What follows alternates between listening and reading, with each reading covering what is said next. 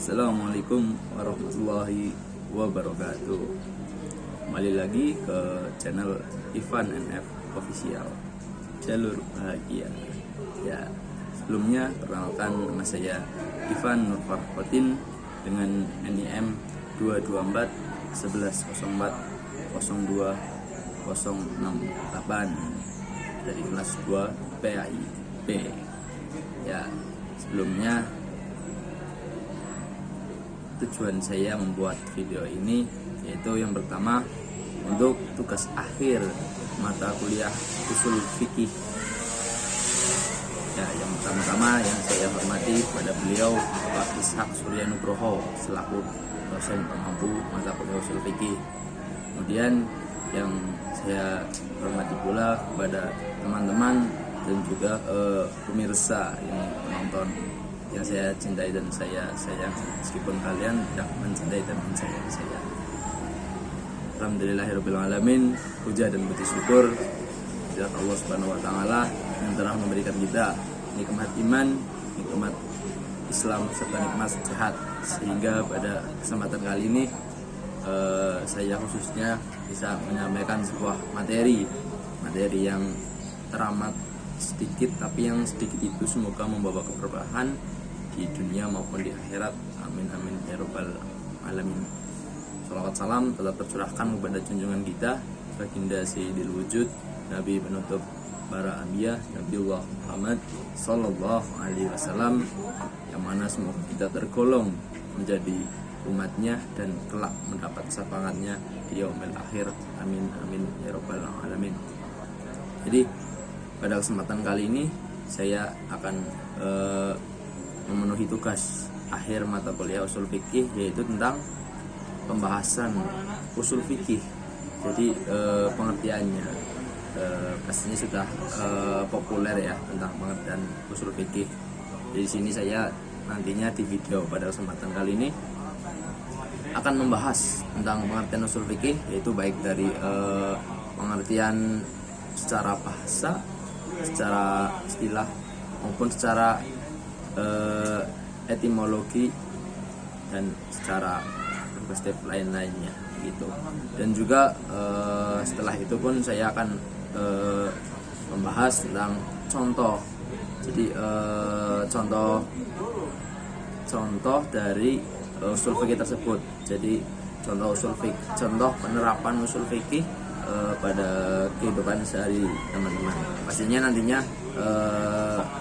teman-teman pasti mungkin akan tahu, oh jadi seperti ini penerapan usul fikih di kehidupan sehari-hari. Ternyata yang saya lakukan selama ini ternyata itu bagian dari suatu usul fikih begitu. Kadang penerapan tersebut itu tanpa kita sadari dan kita pahami ternyata sudah termasuk dalam bagian tersebut. Seperti mungkin penerapan usul fikih itu ketika memang sehari-hari melakukan hal tersebut, namun belum memahami tersebut. Ketika nantinya saya bahas tentang hal tersebut, nantinya teman-teman kaget, oh ternyata saya telah menerapkan usul fikih tanpa saya sadari dan saya pahami. Dan setelah mensadari dan memahami, jadi mungkin manfaatnya bisa lebih tahu dan nantinya bisa lebih ditingkatkan kembali begitu teman-teman. Jadi untuk pembahasan pada kali ini simak terus ya teman-teman untuk pembahasan materi pada kali ini, dan jangan lupa like, comment, and subscribe untuk membantu meningkatkan channel saya ini.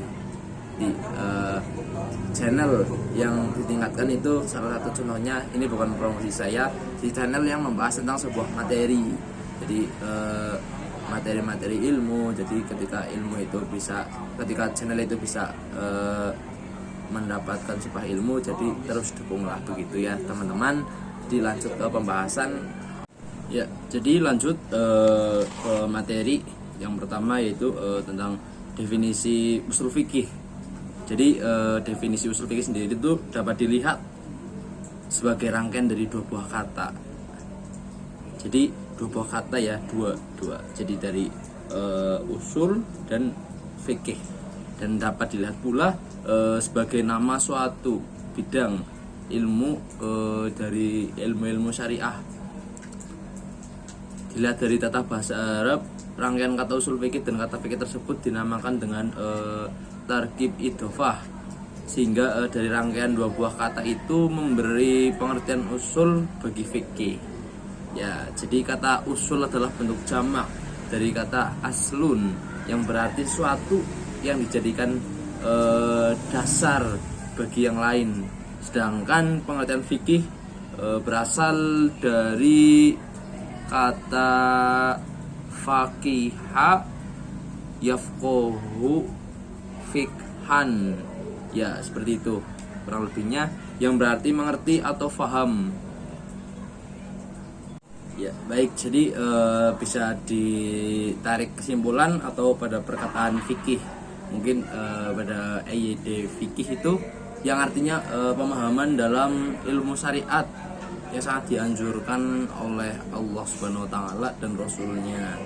Jadi dengan demikian usul fikih itu suatu ilmu yang mempelajari syariat yang bersifat amaliyah atau perbuatan yang diperoleh dari dalil-dalil hukum yang terinci dari ilmu tersebut. Jadi begitu. Ya, yang pernah saya baca itu definisi tentang usul fikih itu bermacam-macam ya teman-teman. Yaitu yang pertama dari Al-Ghazali, dari Asy-Syaukani, dan juga menurut Abdul Wahab Khalaf itu. Jadi beliau ini mendefinisikan usul fikih dengan berbagai macam ragam tentang tentang usul fikih, perspektif masing-masing dari orang tersebut. Ada yang perspektifnya begini, begitu, dan lain sebagainya. Ya, yang pertama mungkin saya akan seperti yang sudah saya baca dari pertama itu yang Al-Ghazali. Jadi Al-Ghazali itu menakrifkan usul fikih dengan ilmu yang membahas tentang dalil-dalil hukum syara dan tentang bentuk penunjukan dalil terhadap suatu hukum. Sedangkan yang Asy-Syaukani mendefinisikan bahwa usul fikih itu ilmu untuk mengetahui suatu kaidah. Jadi kaidah tadi bisa digunakan untuk mengeluarkan hukum syara yang berupa hukum furu atau cabang dari dalil-dalil yang terperinci. Lalu menurut Abdul Wahab Khalaf, definisi usul fikih adalah ilmu usul fikih secara istilah adalah ilmu tentang kaidah-kaidah dan pembahasannya menggunakan cara untuk menemukan hukum syara gitu. Ya, tetap pengertian yang beragam, cuma pengertian itu merujuk ke satu pemahaman begitu. Ininya seperti negara kita ini berbeda-beda tapi tetap satu jua, seperti Bhinneka Tunggal Ika begitu teman-teman. Jadi pengertian tersebut itu merupakan perspektif beliau masing-masing, tetapi bisa dibilang tujuan ataupun ranah pengertian tersebut itu dalam satu kesatuan begitu. Dan juga mungkin yang terakhir saya baca itu dari Abu Zahroh, kayaknya Abu Zahroh, menurutnya bahwa usul fikih itu adalah suatu metode yang memberikan batasan dan memberikan cara yang lazim ditempuh oleh seorang ahli hukum Islam atau faqih dalam mengeluarkan hukum-hukum dari dalilnya. Ya, sebenarnya pengertian dari berbagai perspektif tadi itu ya seperti yang saya sebutkan sebelumnya sama, cuma dengan pengungkapannya masing-masing begitu teman-teman. Ya, jadi lanjut ya teman-teman. Jadi setelah tadi sudah saya paparkan pengertian usul fikih baik secara istilah maupun secara bahasa. Jadi selanjutnya yaitu sesuai dengan tugas yang diberikan oleh Pak Husen. Jadi sekarang tinggal membahas tentang kegunaan kita mempelajari usul fikih dalam kehidupan sehari-hari. Jadi mungkin di sini masuknya dalam konteks urgensi mempelajari usul fikih untuk kehidupan sehari-hari. Jadi bagaimana sih ketika kita sudah mempelajari usul fikih itu kegunaannya apa pada kehidupan sehari-hari. Jadi pada kesempatan kali ini terdapat beberapa kegunaan yang akan saya bahas, yang antara lain sebagai berikut. Ya, mungkin sebelum saya lanjutkan tentang kegunaan yang saya sebutkan tadi, ada beberapa mungkin dari saya sendiri. Mungkin ketika setelah mempelajari dari mata kuliah usul fikih tersebut itu tidak hanya sekedar mengetahui hukum wajib atau sunnah terhadap suatu hal. Jadi tidak cuma mengetahui dari hukumnya, hukum wajib atau sunnah terhadap suatu hal apapun, tetapi juga kita jadi mengetahui latar belakang atau sebab-sebab ditetapkannya hukum tersebut. Kita memahami kekayaan metodologi dalam mengambil hukum Islam, itu menetapkan hukum terhadap suatu hal tidaklah sembarangan.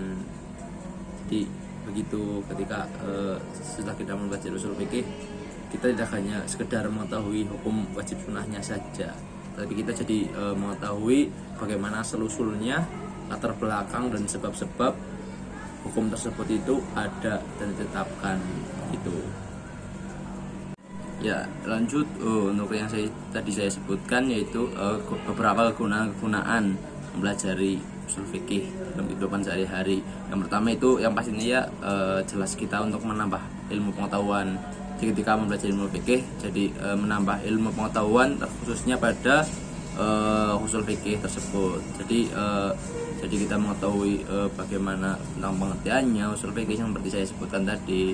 Contohnya saja, jadi ini contohnya seperti ketika kalian itu sebagai pemirsa, penonton sudah menyimak video pembahasan materi saya. Jadi kegunaannya ya menambah ilmu pengetahuan, juga ilmu pengetahuan tersebut bisa diaplikasikan kepada kehidupan sehari-hari. Jadi sehingga mempelajari usul fikih itu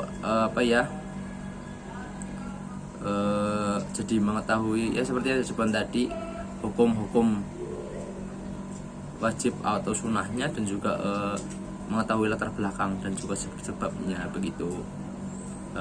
Juga lanjut yang kedua itu membuka jalan untuk melakukan ijtihad. Jadi ketika seseorang itu melakukan ijtihad itu jadi dengan syarat yang pertama itu memiliki ilmu pengetahuan dan berusaha dengan sungguh-sungguh. Jadi bersungguh-sungguh, temenanan begitu. Jadi ketika yang pertama itu sudah memiliki ilmu pengetahuan, jadi yang kedua itu untuk membuka jalan untuk melakukan ijtihad begitu teman-teman. Terus lanjut yang berikutnya untuk mendalami sumber hukum Islam dengan baik, lalu untuk mengerti dasar-dasar berdalil. Jadi berdalil itu tidak sembarangan ya teman-teman, untuk mengeluarkan dalil ini dalil itu. Jadi ada dasar-dasarnya. Dan juga ketika kita sudah mengetahui mempelajari usul fikih tersebut, nantinya bisa menyampaikan sebuah ilmu atau ceramah lah begitu, ceramah dengan baik. Kemudian juga mungkin karena di dunia ini kan banyak suatu problematika atau masalah-masalah, perkara-perkara yang ada pada zaman yang modern ini. Jadi mungkin nantinya bisa mengetahui atau menyelesaikan perkara-perkara pada zaman modern ini. Juga mengetahui mekanisme atau kaidah dalam mengeluarkan fatwa gitu. Fatwa, tahu ya teman-teman, sudah tahu tentang fatwa itu. Berarti mungkin yang sudah populer dari fatwa MUI gitu, ketika tentang Idul Adha maupun Idul Fitri maupun tentang puasa dan lain sebagainya begitu. Lalu untuk mengetahui alasan pendapat ulama untuk penerapan fikih yang tepat, mengetahui semangat hukum Islam tersebut, dan seperti itu sih mungkin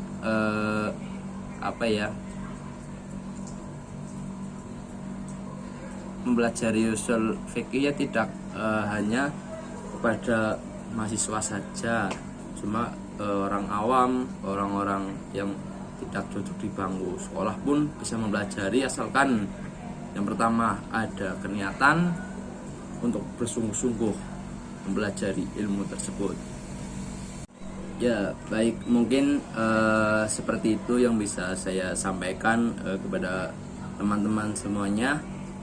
Mungkin ketika ada suatu saran atau masukan bagi saya, bisa tulis di kolom komentar ini ya bawah ya teman-teman, untuk sebagai motivasi saya untuk seterusnya ditingkatkan kembali dalam penyampaian sebuah materi begitu teman-teman.